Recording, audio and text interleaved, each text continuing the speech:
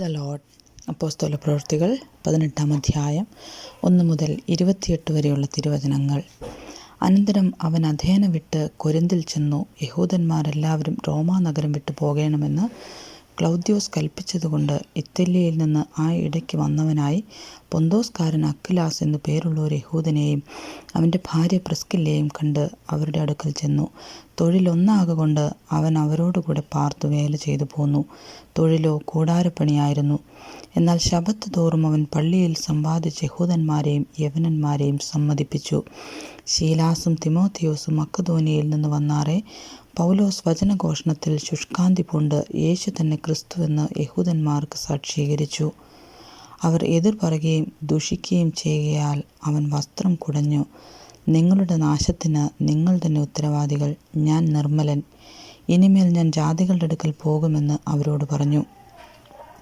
അവൻ അവിടം വിട്ട് തീത്തോസ് ലുസ്ത്രോസ് എന്ന ഒരു ദൈവഭക്തൻ്റെ വീട്ടിൽ ചെന്നു. അവൻ്റെ വീട് പള്ളിയോട് തൊട്ടിരുന്നു. പള്ളിപ്രമാണിയായ ക്രിസ്പോസ് തൻ്റെ സകല കുടുംബത്തോടും കൂടെ കർത്താവിൽ വിശ്വസിച്ചു. കൊരിന്ത്യരിൽ അനേകർ വചനം കേട്ട് വിശ്വസിച്ചു സ്നാനമേറ്റു. രാത്രിയിൽ കർത്താവ് ദർശനത്തിൽ പൗലോസിനോട്, നീ ഭയപ്പെടാതെ പ്രസംഗിക്കുക, മിണ്ടാതിരിക്കരുത്. ഞാൻ നിന്നോട് കൂടെയുണ്ട്. ആരും നിന്നെ കയ്യേറ്റം ചെയ്ത് ദോഷപ്പെടുത്തുകയില്ല.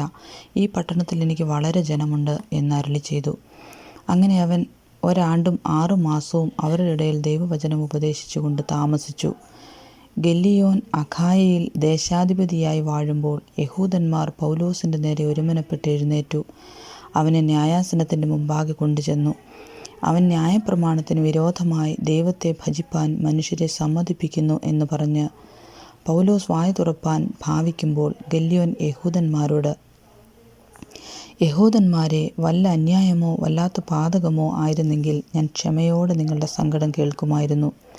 വചനത്തെയും നാമങ്ങളെയും നിങ്ങളുടെ ന്യായപ്രമാണത്തെയും സംബന്ധിച്ചുള്ള തർക്കസംഗതികൾ എങ്കിലോ നിങ്ങൾ തന്നെ നോക്കിക്കൊള്ളുവീൻ.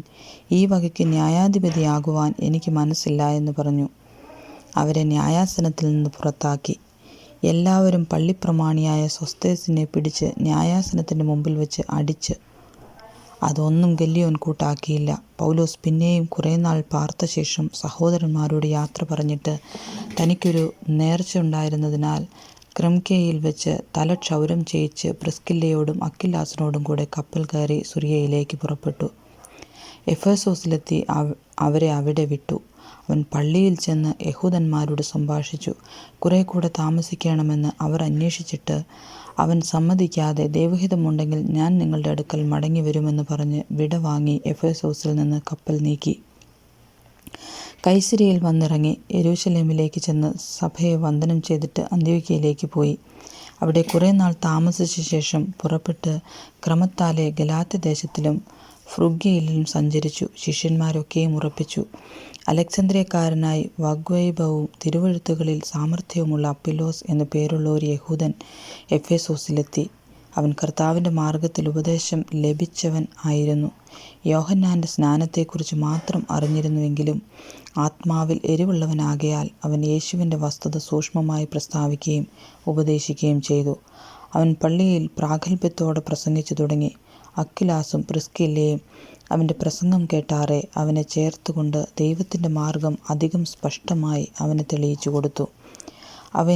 അവൻ അഖായയിലേക്ക് പോകുവാൻ ഇച്ഛിച്ചപ്പോൾ സഹോദരന്മാർ അവനെ ഉത്സാഹിപ്പിക്കുകയും അവനെ കൈക്കൊള്ളേണ്ടതിന് ശിഷ്യന്മാർക്ക് എഴുതുകയും ചെയ്തു. അവിടെ എത്തിയാറെ അവൻ ദൈവകൃപയിൽ വിശ്വസിച്ചവർക്ക് വളരെ പ്രയോജനമായി തീർന്നു. യേശു തന്നെ ക്രിസ്തുവെന്ന് അവൻ തിരുവെഴുത്തുകളാൽ തെളിയിച്ച് ബലത്തോടെ യഹൂദന്മാരെ പരസ്യമായി ഖണ്ഡിച്ചു കളഞ്ഞു. ആമേൻ.